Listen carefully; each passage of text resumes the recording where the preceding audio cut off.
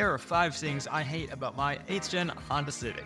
Just a quick disclaimer though, I don't really hate anything about this car. These are more 5 things that I find kind of annoying about this car. So the first thing that I hate about this car, or that I find slightly annoying about this car, is probably the most obvious, and that is the paint, or more specifically the clear coat on this pretty much the whole top of the car. Now, this isn't something just specific to this car alone. There are actually quite a few years within the 8th generation of these Honda Civics that had issues with the clear coat peeling off. So it's not something just specific to this car alone. It's something a lot of these Honda Civics had. And as you can see, mine definitely has it, and definitely has it a bit worse than most of the other Civics that I've seen that even have this issue at all. So that's kind of annoying. And if you're thinking just repaint it, that's not too expensive. Well, considering what I paid for this car, I got it for a pretty good deal, and repainting the whole car would cost probably about like half of what I paid for the whole car in the first place. So that to me is just not quite worth it. Now, the second thing that I dislike about this car is that it's quite underpowered. It's got a tiny little 1.8 liter engine. This car makes 140 horsepower.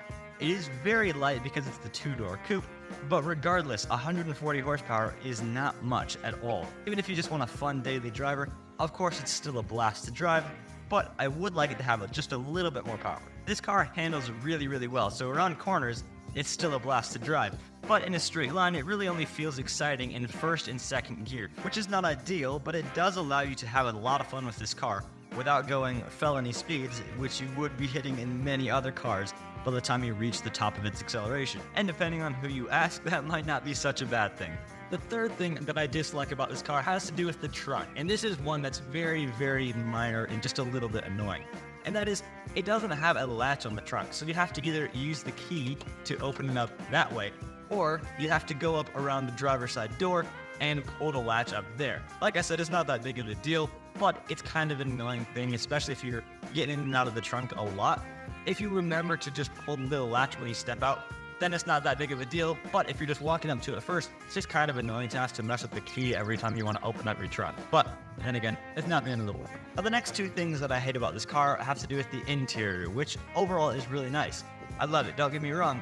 It's really cool, actually. I really like it. But I have 2 big issues with it. Now, the first of those issues is only going to apply to the manual transmission versions of these cars, and that issue that I have with it is where they put the cup holders.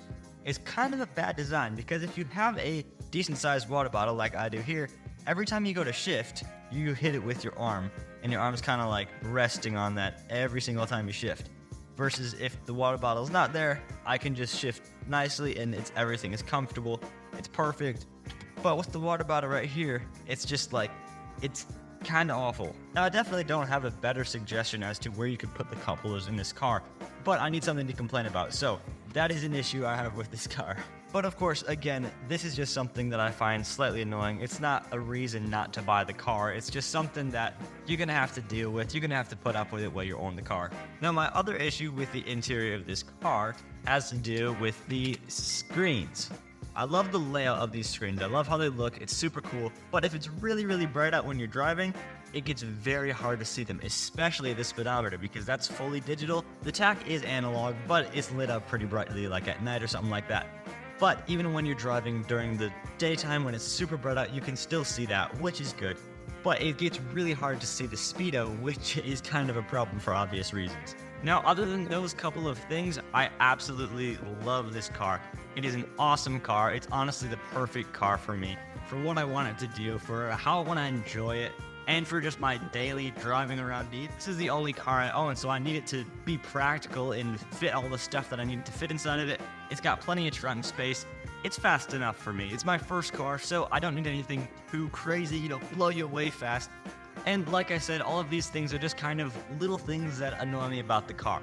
Obviously, everyone's going to have their own opinion on every car, so you might absolutely hate this car, and some of those things that I just talked about a moment ago might be reasons that you don't want to buy the car. But for me personally, I can deal with those things because of how good this car actually is. Of course, it's also got plenty of scratches and dents, and we live in Michigan, so of course we have the typical Michigan rust, which has gotten significantly worse since I bought this car. Right when I bought it, it was just a little tiny bit right there and right up there on the wheel well. And now, as you can see, it's gotten significantly worse, which really sucks. But of course, that's just something that's gonna happen with any car that you own, really. If you live in Michigan or somewhere that's super snowy and that dumps a bunch of salt on the roads. If you wanna see any more videos about this car, whether you're looking to buy one or you just wanna know a little bit more about it, I've got a whole playlist of a bunch more videos about this car that you can check out by clicking right here on the screen. And I'll see you over there.